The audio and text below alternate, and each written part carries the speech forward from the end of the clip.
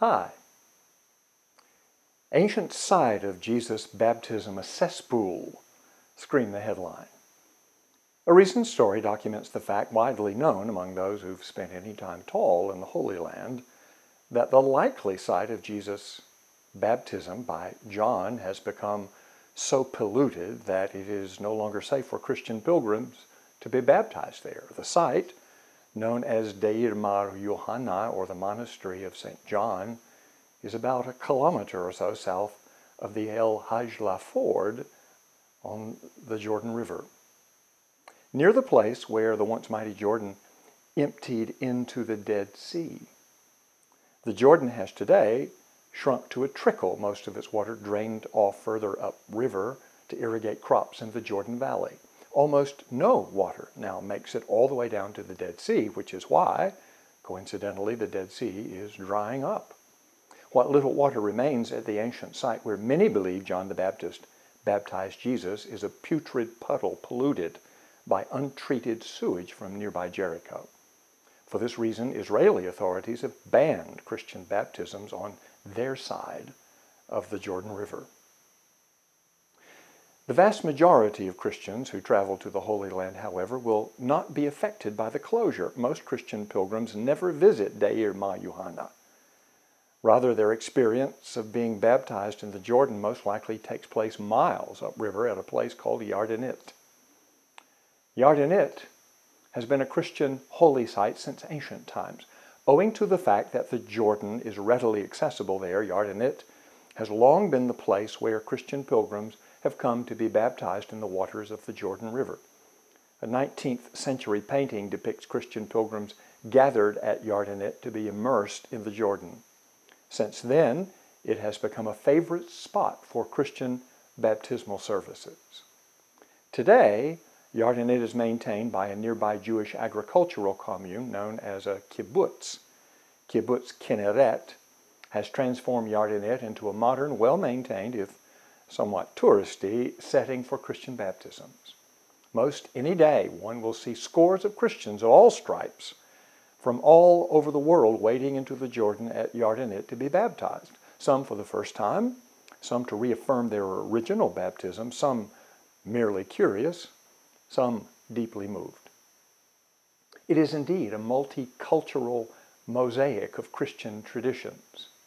Yet, despite the diversity of languages, cultures, and liturgies, the baptisms witnessed at Yardenit have a curious familiarity about them, irrespective of one's particular tradition, the wet-haired converts seeming more like brothers and sisters than strangers. People choose to be baptized in the Jordan for all sorts of reasons, but many will attest to their desire to be baptized in the place where Jesus was baptized. Jesus, however, almost certainly was not baptized at Yardenit or nearby for that matter.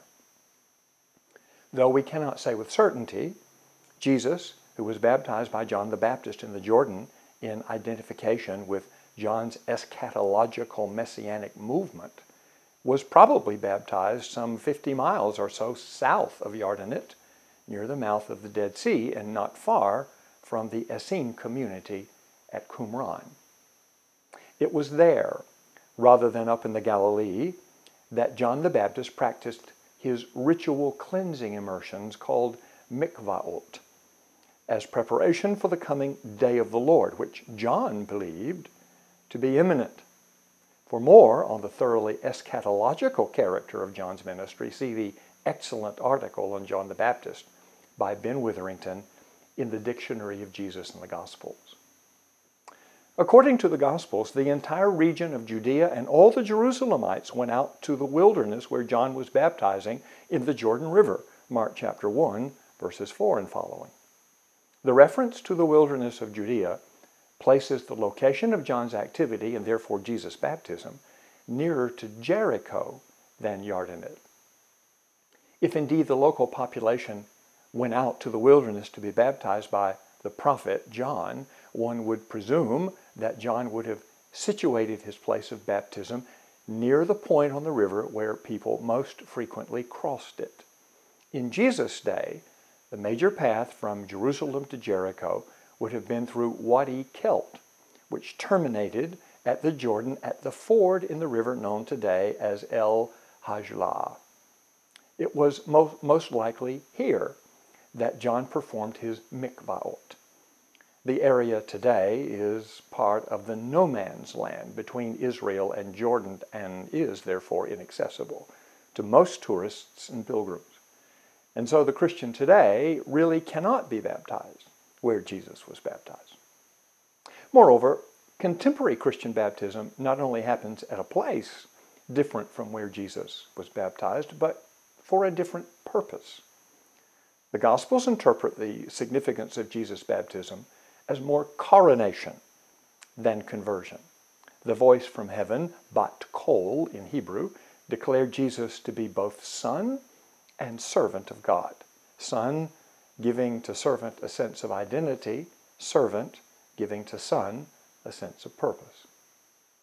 But for the Christian, however, baptism signifies us dying and rising with Jesus so as to embark on a whole new life and a whole new way of living in the world, which the New Testament calls the kingdom of God. It is then formation, not coronation, that the Christian's baptism signifies. It signifies an orientation to life so radical, so counter-cultural, so against the grain, that the New Testament can only describe it as a death to an old way of life and a birth to a new. So radical an event did baptism signify in the early church that the convert was stripped as naked as the day they were born, publicly immersed in the presence of the community of believers, and then emerging from that watery grave of baptism, they were given a new robe as a sign of their new status as members of the community of the baptized. And then they were given a new name, their Christian name, to signify that the old person had died in the waters of baptism and that the person who thus emerged arose to a whole new life. In my book, A Baptist's Theology, I write, "When I baptize, I often speak from the water about the character of what we do. I say, when you join the Lions Club or the Rotary Club, they shake your hand, they pat you on the back, they give you a pin, and then they send you on your way pretty much as you were before. But when you join the church, we strip you naked as the day you were born, we throw you in a pool of water, we half drown you, and then when you come up sputtering and spewing, we embrace you and call you brother and sister." When you think about it, that's not bad preparation for life in the kingdom of God, a way of living in the world that will make you odd, that will set you against the culture, that will make you act funny and feel funny and live funny. In the church, we call it baptism. Until next time, take care. God bless.